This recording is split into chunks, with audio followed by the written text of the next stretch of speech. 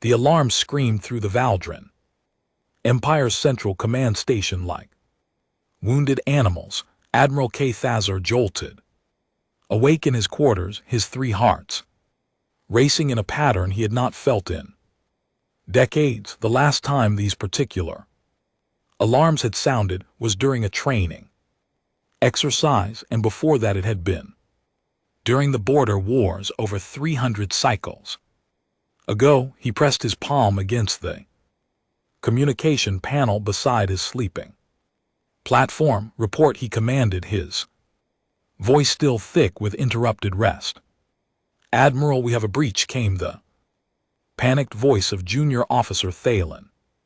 A vessel has entered our space. It appeared without warning. No FTL signature, no jump corridor, nothing. It just appeared on our sensors. Kezar felt his blood chill. That was impossible.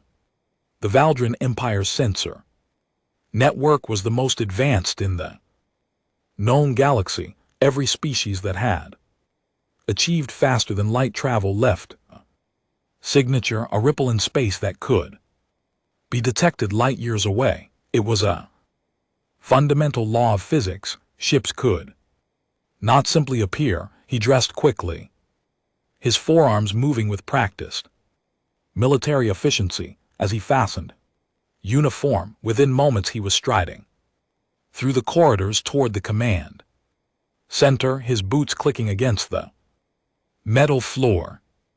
Junior officers pressed themselves against the walls as he passed, their faces showing the same fear he felt, but refused to display. The command center was chaos when he entered. Dozens of Valdrin operators sat at their stations, their skin flickering through colors that indicated stress and confusion. Screens displayed data that made no sense, numbers that contradicted each other, readings that should not exist. Show me, Thazar ordered, taking his position at the central command platform. The main screen shifted, displaying a 3-dimensional map of their sector. There, highlighted in pulsing red, was the intruder. It sat just beyond the outer defense perimeter, a region of space that was supposed to be absolutely secure. The Valdrin Empire had not seen an unauthorized entry into their core territory in 3 centuries. Their reputation alone was enough to keep potential threats away. Analysis, he demanded. Science Officer Delvethra stepped forward, her secondary arms holding a data tablet that trembled slightly. Admiral, the vessel is small, approximately 70 m in length. Initial scan suggested is constructed from basic alloys, steel, titanium, some polymer composites. Nothing exotic, nothing that should be capable of interstellar travel, and yet it is here, K. Thazar said, his voice flat. Yes, Admiral, and that is what concerns us most. We have reviewed all sensor logs from the past cycle. The ship did not arrive through any known means of FTL travel. It did not use a jump gate. It did not create a wormhole. It did not leave a subspace trail. Simply was not there, and then it was. Thazar stared at the image of the vessel. It looked crude, almost primitive. Its hull was smooth but unremarkable, with none of the elegant curves or energy field projectors that marked advanced civilizations.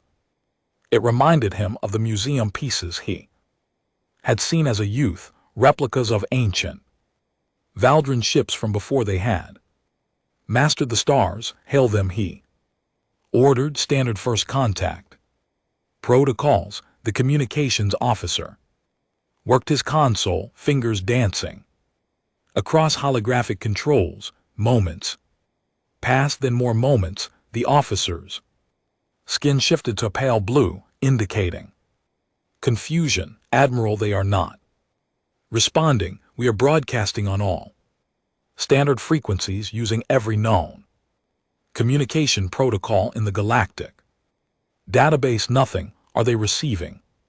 Our signals. Sensors indicate that their hull is being struck by our transmissions, but we are detecting no acknowledgement. Either they cannot hear us or they are choosing not to respond.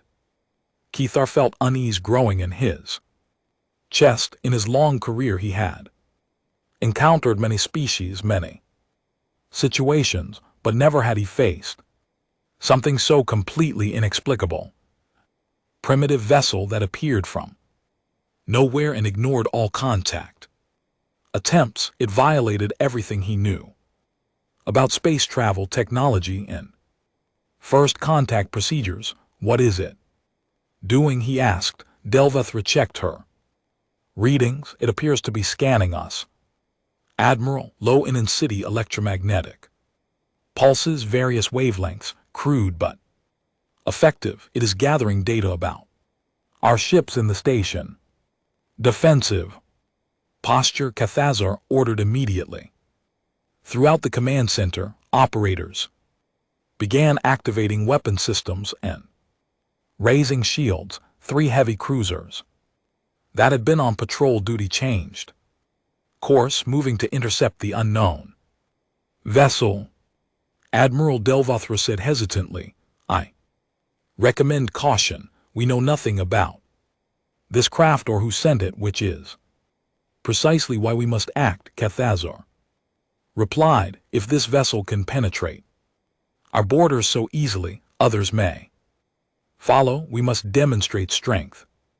But even as he spoke, the words doubt gnawed at him. The vessel sat there, silent and still, making no aggressive moves. It simply existed where it should, not watching them with unknown sensors, operated by an unknown species for unknown purposes. How long until the cruisers reach intercept position? He asked. 12 minutes, Admiral. Kezar nodded, settling into his command chair.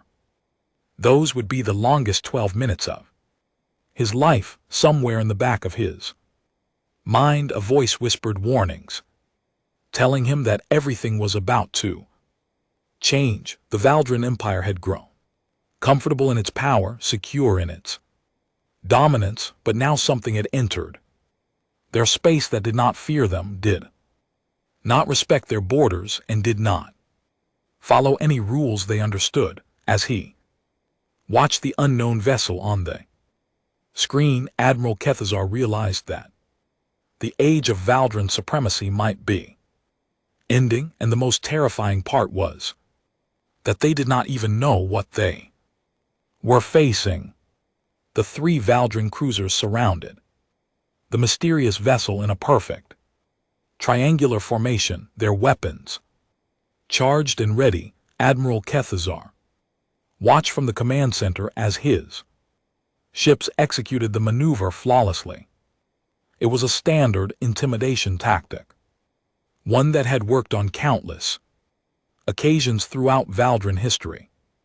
Show overwhelming force, demonstrate superior numbers and technology, and the target would surrender or flee. The unknown vessel did neither. It simply floated there in the void, its primitive hull reflecting the light from the nearby star. No weapons emerged from its surface, no shields activated. It made no attempt to escape. The silence from the craft was somehow more unnerving than any threatening gesture would have been. Hail them again, Cathazar ordered, and have Captain Rashitor transmit visual. Let them see what they are facing. The communications officer complied. On the main screen, Cathazar could see the transmission being sent, showing the massive bulk of the Valdran cruisers, each one easily 50 times the size of the unknown vessel. The message was clear in any language: you are outmatched. Still no response came. Admiral Science Minister Delvathra has arrived with the research vessel. Infinite inquiry, an operator reported. She requests permission to conduct detailed scans of the intruder. Granted, Kethesar said, but maintain weapons. Lock at the first sign of aggression. Captain Vashater is authorized to disable that ship.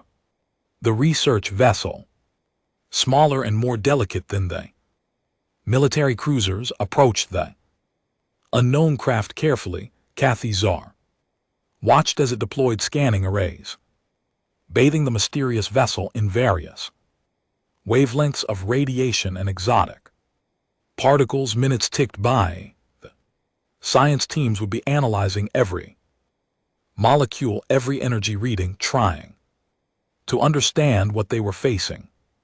When Dalvethra's face appeared on his private communication screen, she looked disturbed. Her skin had shifted to a deep purple, a color that indicated profound confusion among their species.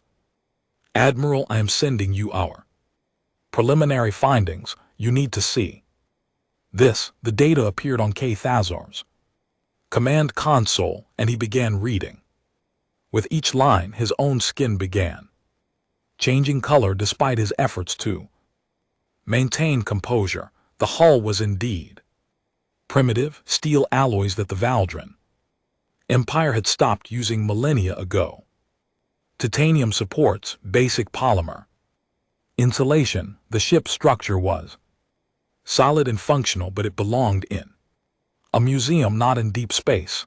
Yet here it was, somehow having crossed the vast distances between stars. How is this possible? He muttered to himself. This ship should not be capable of faster than light travel. The materials cannot withstand the stress of jump space. Hull would tear apart, but what truly disturbed him was the power signature. The ship was running on controlled fusion, a technology so basic that even pre-space-faring civilizations sometimes achieved it.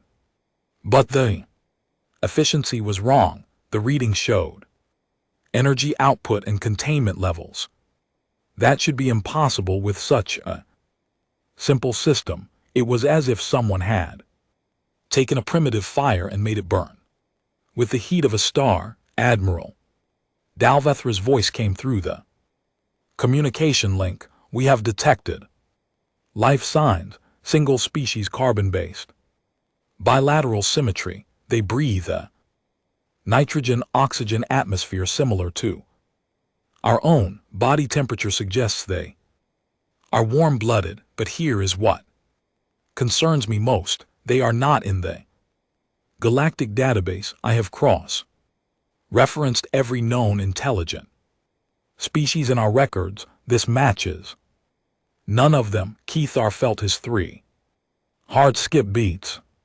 An unknown species, a completely unregistered civilization that somehow possessed the ability to travel between stars using technology that should not work. This was far more serious than a simple border incursion. How many life forms aboard? 43 distinct individuals. They appear to be healthy and active. Internal scans suggest they have artificial gravity, life support, and what might be a command center in the forward section of the vessel. Before Kethesar could respond, alarms blared across the command center once again. Admiral and operator shouted, "The unknown vessel is moving." On the screen, the mysterious ship suddenly accelerated with shocking speed. It did not move like any spacecrafts had ever seen. There was no buildup, no gradual increase in velocity. It simply went from stationary to rapid motion in an instant, slipping between the cruisers with an agility that should be impossible for something its size. Captain Raster deployed tractor beams. Another operator reported the vessel evaded all 3 attempts. It is now moving on a course deeper into our territory. Intercept course all ships. Kethesar commanded. Do not let it reach the inner colonies, but even as the cruisers changed course, the unknown vessel demonstrated its superiority in maneuvering. It twisted and turned through space with precision that spoke of either advanced AI control or incredibly skilled pilots. The Valdrin, ships built for power rather than agility, struggled to keep pace. Then the mysterious vessel did something that made everyone in the command center freeze. It began scanning the Valdrin cruiser, running sensor beams across their hulls, examining their weapons and shields with what appeared to be casual curiosity. It was as if the crew of the unknown ship was taking notes, studying the Empire's military technology like scientists examining insects. Admiral Delvathra's voice was urgent. Now, I recommend immediate diplomatic efforts. We are dealing with an unknown factor here. We do not know their capabilities, their intentions, or their alliances. Starting a conflict without understanding what we face could be catastrophic. Cathazar wanted to agree. Everything in his training told him that this situation required careful thought and measured response, but he also knew what the High Command would say. The Valdrin Empire did not show weakness. They did not allow unknown vessels to violate their space and study their military assets without consequence. Ready a warning shot, he ordered. Minimal power. We will disable their engines and bring them to the station for formal contact. He could see disapproval in Delvathra's expression on the screen, but she said nothing. Orders had been given. Captain Britter's cruiser adjusted its position, bringing its main plasma cannon to bear on the unknown vessel. The targeting computers locked on, calculating the precise shot needed to the ship's propulsion without destroying it. Fire, Kathy commanded.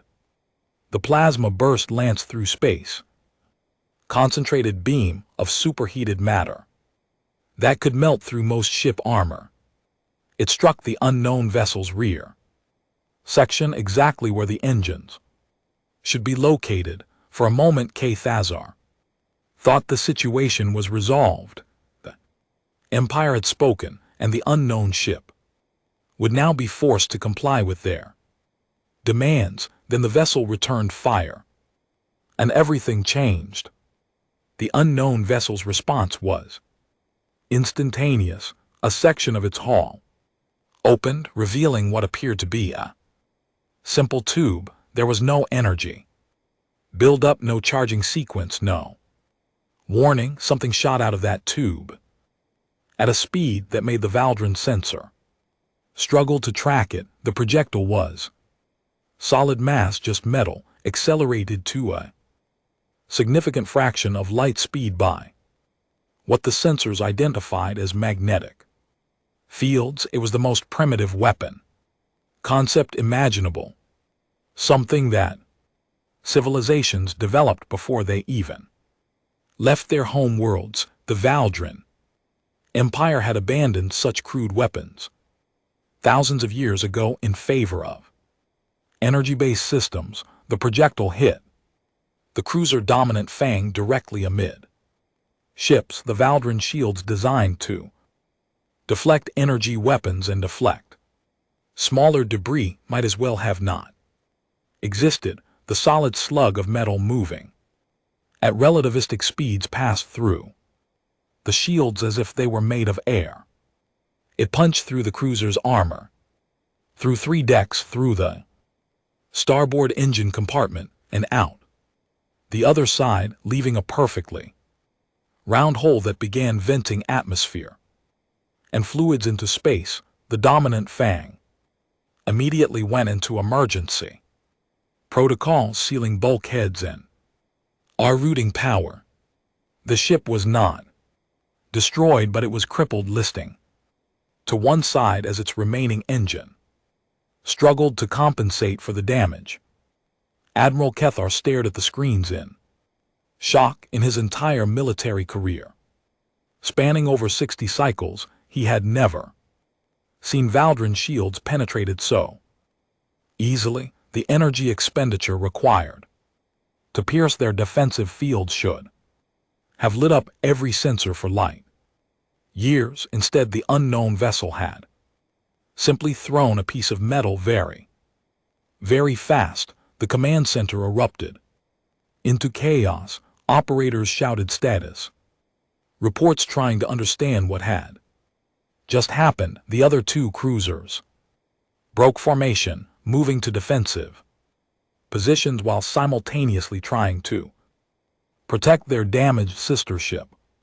Years of training and discipline were barely holding against rising panic. Then the transmission came. It was audio only, and at first the translation matrix could not process it. The language was completely foreign, using sound frequencies and patterns that did not match anything in the database. But the Valdren translation technology was sophisticated, designed to decode new languages by analyzing structure and pattern. Within seconds it began producing results. The voice that came through was flat and controlled, speaking with a tone that suggested annoyance rather than anger. This is the UES Endeavor. We are on a peaceful scientific mission. Your unprovoked attack has been noted. Stand down, UES.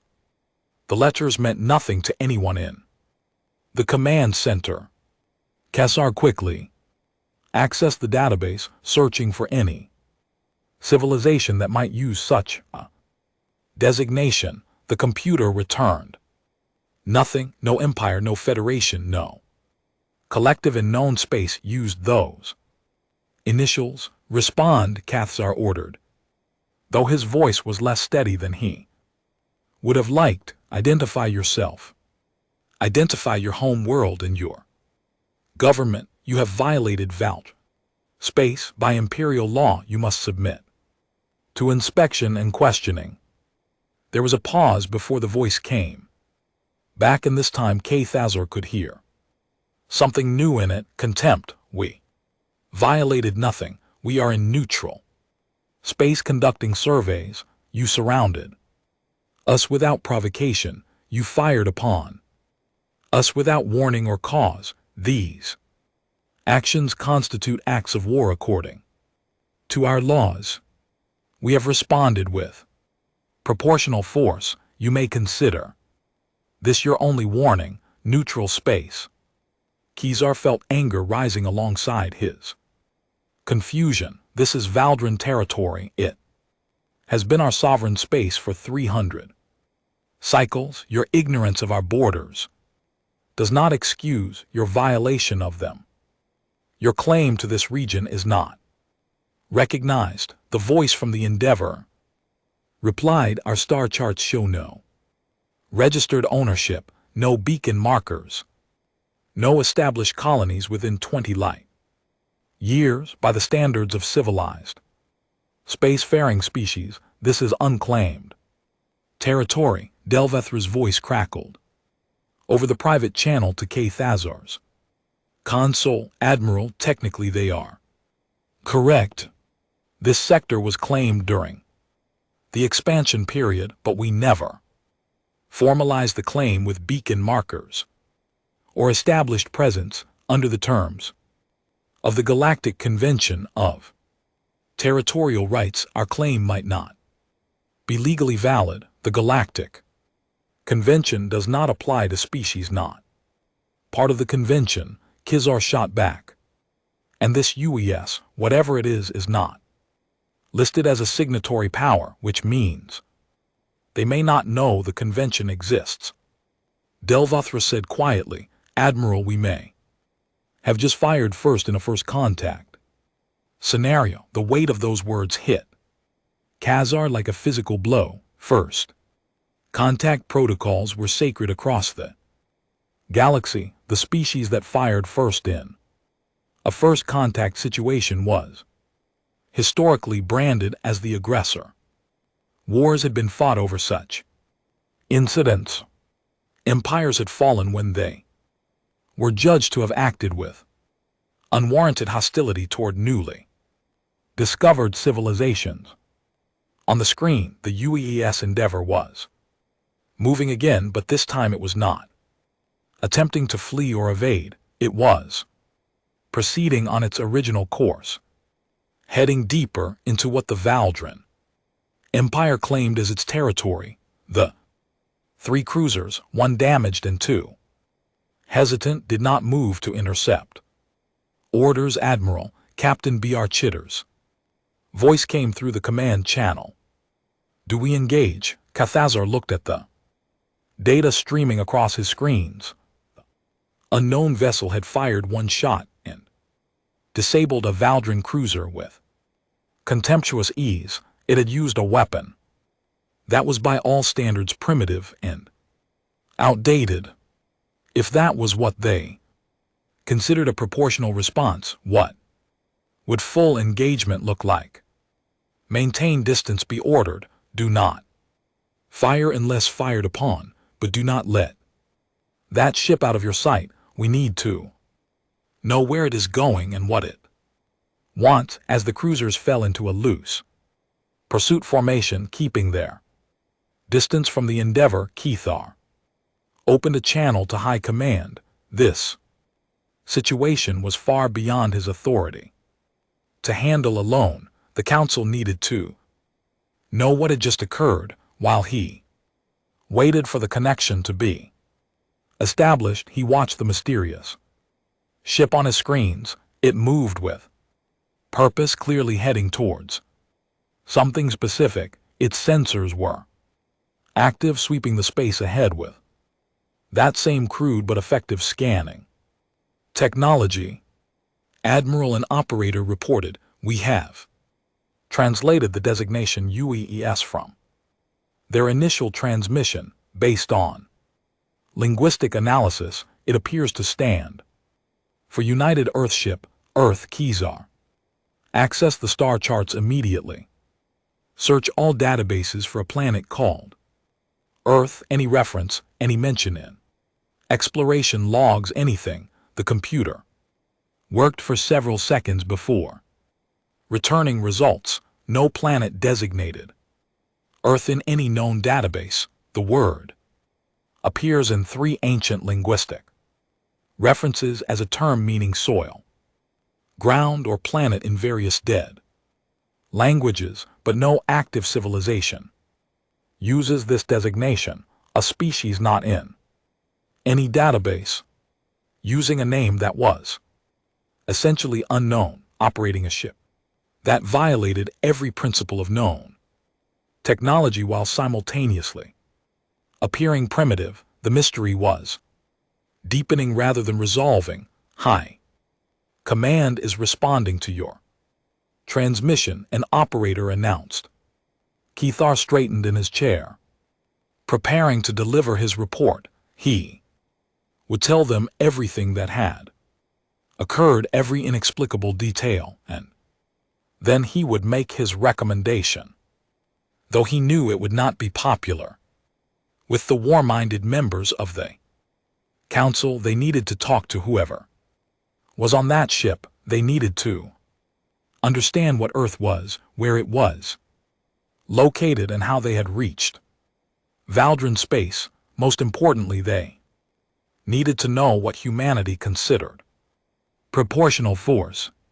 The High Command's response to Admiral Cathar's report was predictable: gather intelligence, but do not engage further until they understood what they were dealing with. For the next 3 days, the Valdren Empire deployed every intelligence asset they possessed to learn about Earth and its mysterious ship. The UES Endeavour seemed unconcerned with the growing fleet. Following it, more ships had joined the pursuit, including specialized surveillance vessels that recorded every movement, every energy emission, every transmission the human ship made. The Endeavour continued its journey, scanning planets and moons, taking samples from asteroid fields, behaving exactly as its crew had claimed, like scientists on a research mission.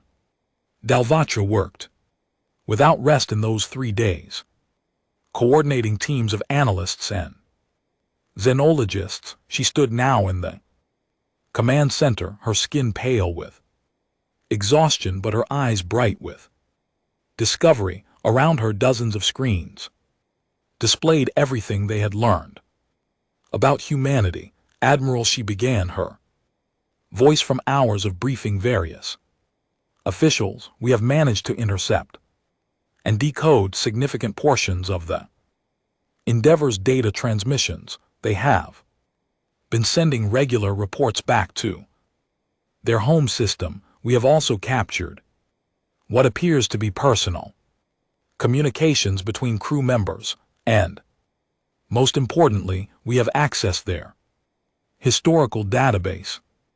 Cathar leaned forward in his chair. Tell me about Earth.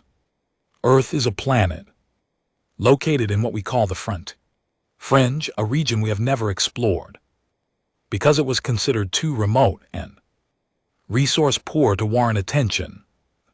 Planet orbits a yellow star in a relatively sparse area of space. According to the data, Earth has no colonies, no satellite civilizations, no empire. It is a single world. A single world sent this ship, not just this ship, Admiral. According to their transmissions, Earth has launched 47 exploration vessels like the Endeavor.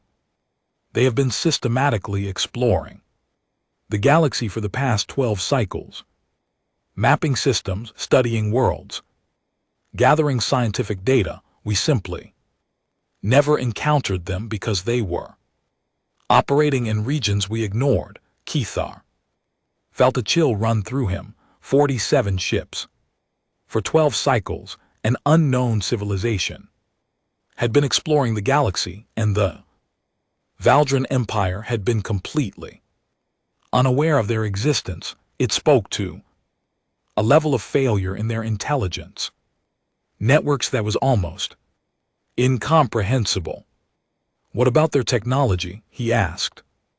How is that primitive ship capable of interstellar travel? Talvathra manipulated the screens, bringing up technical specifications. This is where it becomes interesting, Admiral. Their faster-than-light drive is indeed crude. By our standards, they call it a jump drive, and it works by creating temporary tunnels through higher dimensional space. The energy requirements are enormous, and the process is apparently quite uncomfortable for the crew, but it works. And their weapons, the mass driver that crippled the dominant Fang, is considered by humans to be an outdated defensive weapon. They developed it early in their space age and have mostly moved on to more sophisticated armaments. The Endeavor carries it because it is simple, reliable, and effective against space debris and small threats. They did not expect to face military vessels.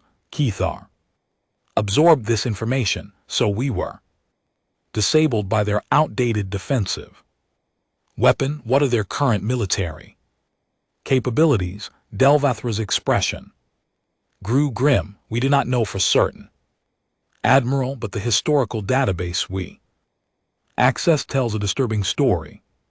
Humanity is a species that evolved through constant warfare.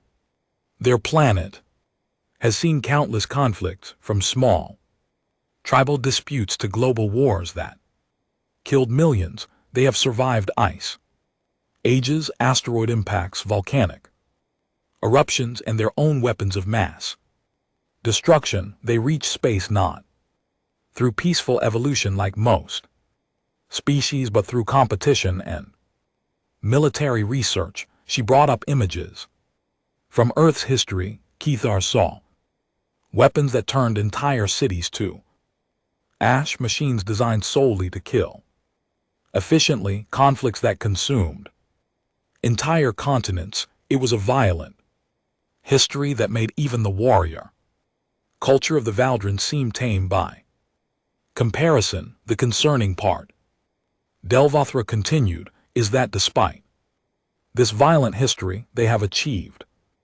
remarkable things. Their rate of technological development is unprecedented. They went from primitive chemical rockets to faster than light travel in less than 200 cycles.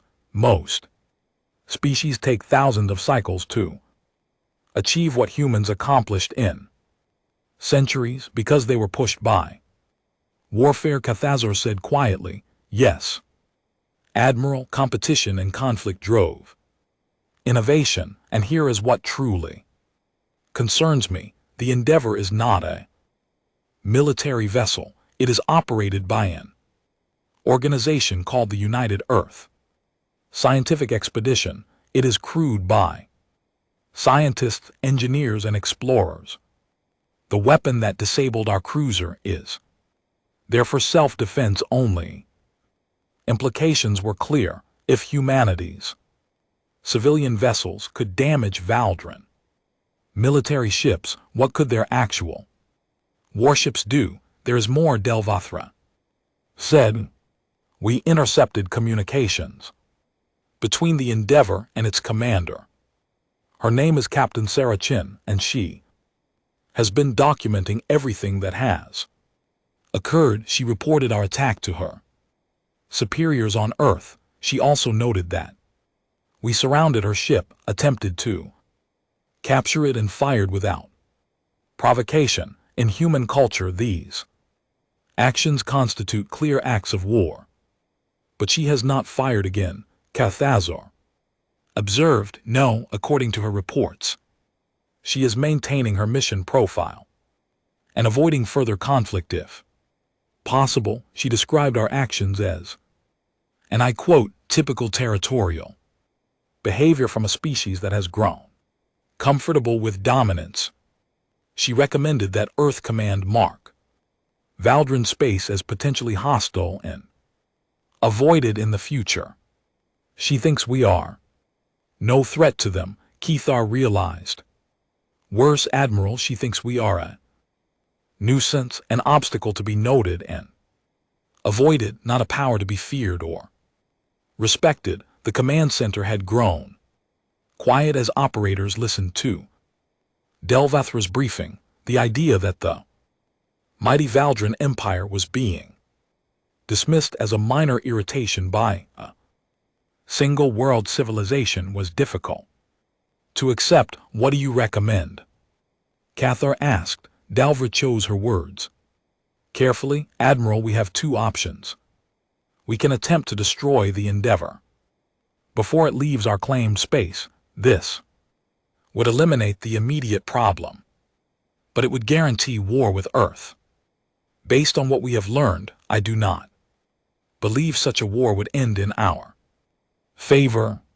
Humanity has proven itself capable of surviving and thriving in the face of existential threats. They are resourceful, innovative, and as we have seen, their defensive capabilities alone are formidable. And the second option, we make peaceful contact. We admit that our initial response was aggressive and proposed diplomatic relations. We acknowledge their right to explore unclaimed space and negotiate proper boundaries and protocols for future encounters. The High Command will see that as weakness, and the High Command has not seen what I have seen in the human database, Admiral. They have not read the history of a species that treats extinction-level challenges as problems to solve rather than reasons to surrender. We fired on their ship, damaged nothing, and they disabled our cruiser with a single shot using an obsolete weapon. That was not luck, that was precision. They knew exactly what they were doing. Cathazor sat back in his chair, processing everything. The Endeavor had now reached a Valdren colony whirled and had entered orbit. Surveillance showed it was conducting peaceful studies of the planets, atmosphere and geology completely, ignoring the military vessels shadowing it and the colony's defensive platforms. Tracking it, prepare a diplomatic transmission, he finally ordered.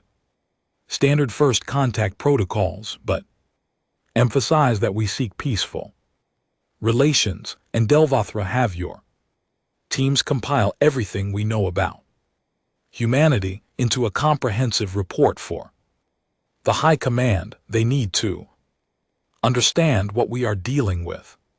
As Delvathra moved to comply, Kethasar studied the image of the UES Endeavor.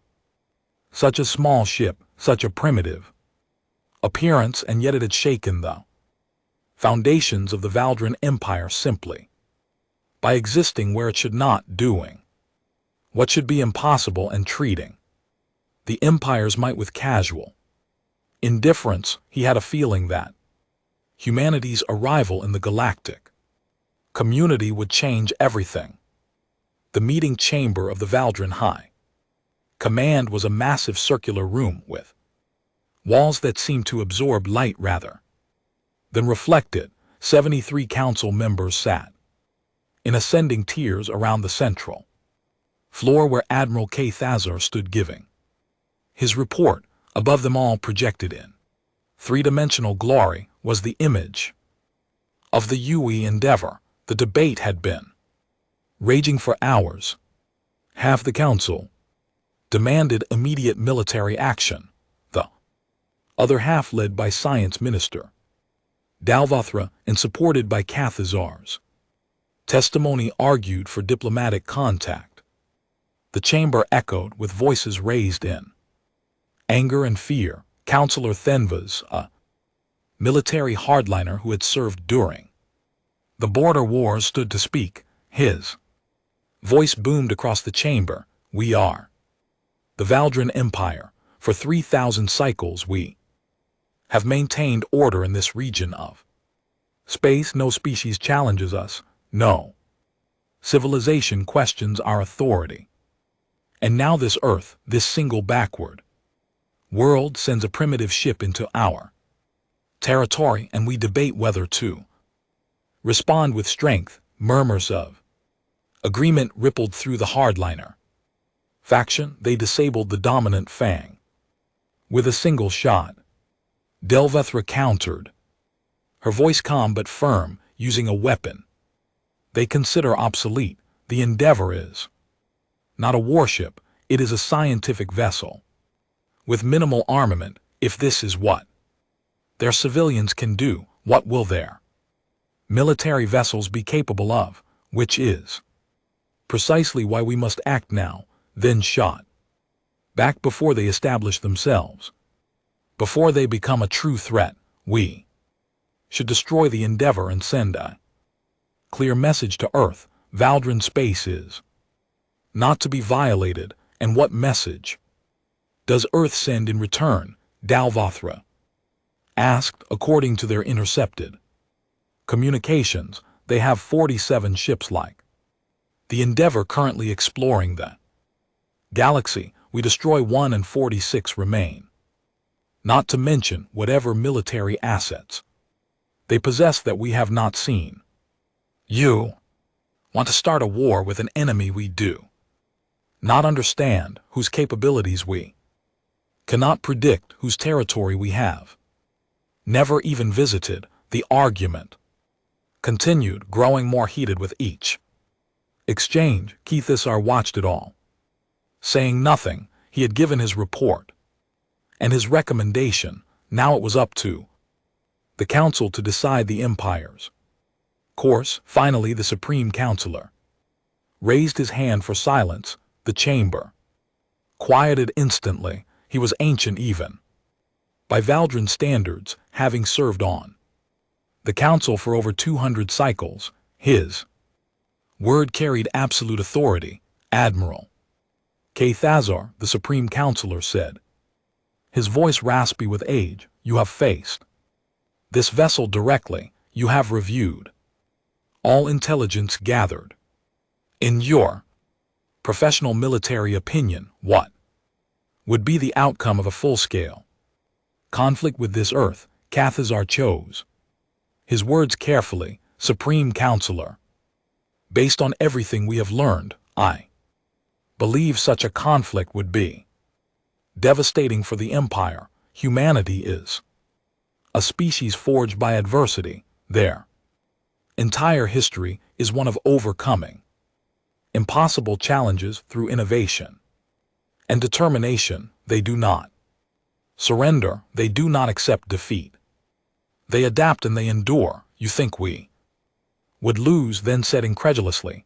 I think we would win eventually. Cathar replied, we have greater numbers, more established infrastructure, centuries of military tradition, but the cost would be catastrophic. And that assumes Earth is truly alone with no allies, no hidden resources, no surprises waiting for us. Can we afford to make that assumption? The Supreme Counselor was silent for a long moment, then he spoke. Contact the UES Endeavor. Arrange a meeting. We will speak with these humans face to face. The decision was made 3 days later on a neutral station at the edge of Valdren.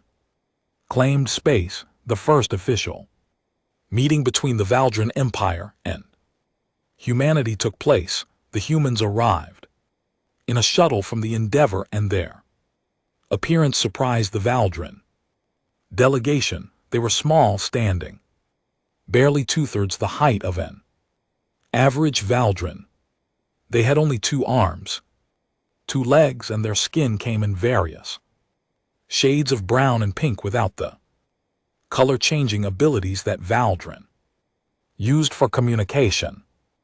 By all physical measures, they seemed unremarkable. Captain Sarah Chen led the human delegation. She was a middle-aged woman with dark hair, streak, and eyes that missed nothing. She wore a simple blue uniform with patches that Cathar now recognized as the insignia of the United Earth Scientific Expedition. Thank you for agreeing to meet, Cathar said through the translation devices. The Valdren Empire wishes to discuss the incident that occurred and establish protocols for future encounters.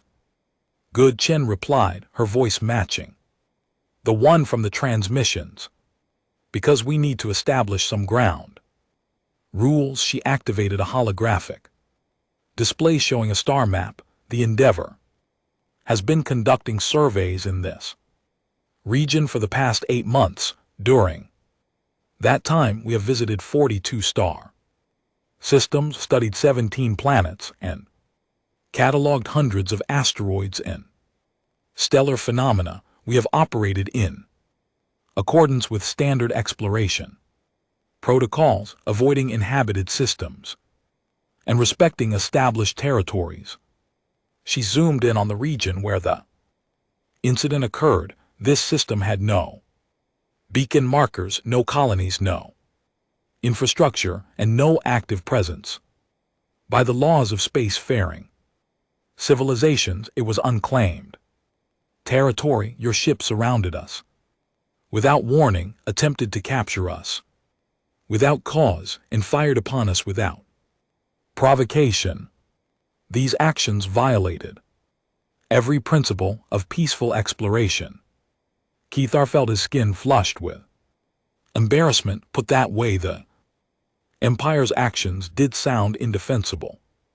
However, Chen continued, we understand that our arrival was unexpected. You did not know who we were or what we intended. Your response, while aggressive, was understandable from a security perspective, so we propose the following. The Valdren Empire provides us with detailed maps of your claimed territories, properly marked and documented. Earth will respect those boundaries and avoid them in our future explorations. In return, you acknowledge our right to explore unclaimed space and Agree not to interfere with our scientific missions. That is acceptable.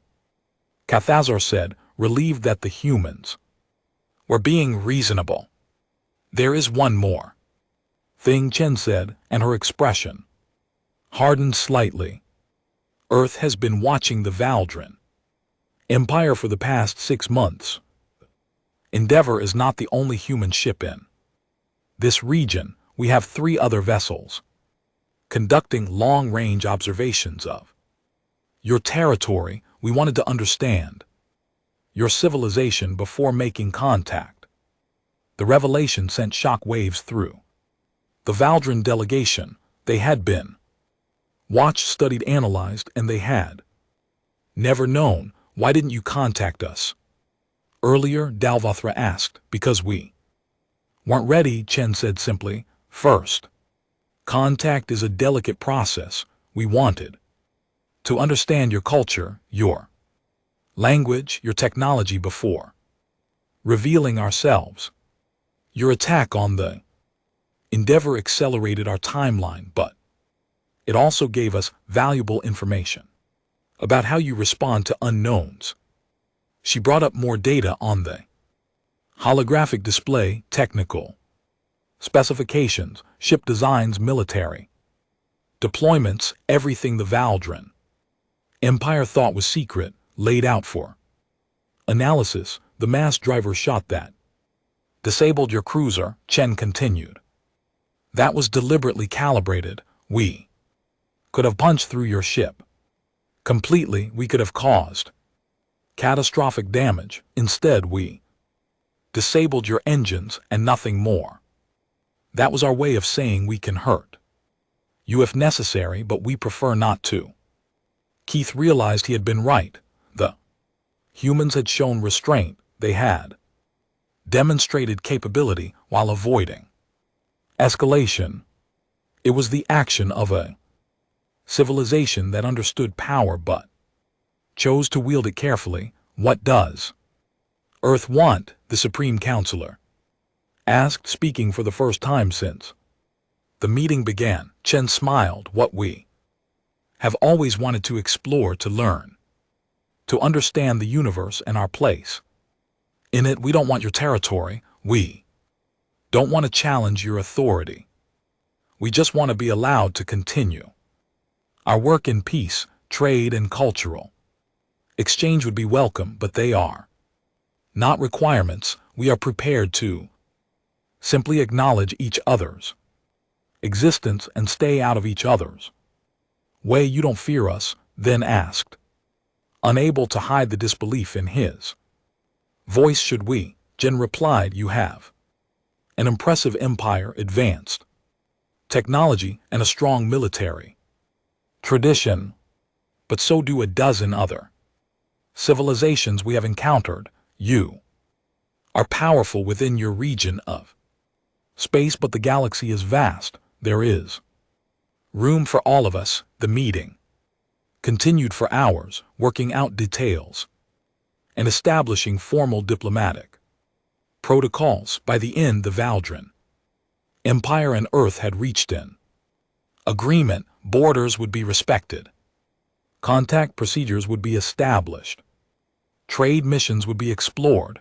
As the human delegation prepared to leave, Chen approached Cathazar privately. Admiral, I want you to know something. When you fired on the Endeavor, my crew wanted to leave immediately and recommend that Earth avoid Valdrin space entirely. I convinced them to stay and give you a chance to make this right. I hope that decision was correct. It was, Cathazar said sincerely. Your restraint prevented a conflict that would have benefited no one. That's what civilization is about, Chen said, choosing restraint over reaction, choosing communication over conflict. Every species reaches a point where they have to decide what kind of galactic citizens they want to be. Today, both our peoples made the right choice. She extended her hand in the human gesture of greeting. Cathazar grasped it with one of his own hands, feeling the strength in her grip despite her small size as the human shuttle departed, returning to the Endeavor.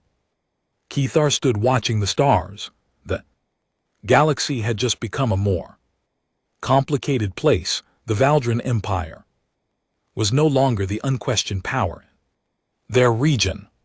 Humanity had arrived, and they had done so on their own terms, neither seeking approval nor fearing rejection. The Supreme Counselor approached, standing beside him. "This changes everything," the old leader said quietly. "Yes," Cathazar agreed, "but perhaps change is what we needed. We had grown comfortable, complacent. Humanity has reminded us that there are still unknowns in the galaxy, still challenges to face, still things to learn. Do you think there will be others like them?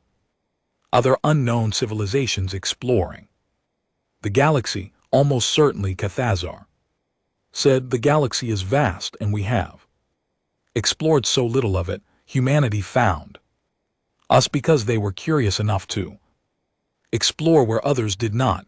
How many more are out there doing the same?" The Supreme Counselor nodded slowly. "Then we must adapt. We must become explorers again, not just maintainers of what we already have."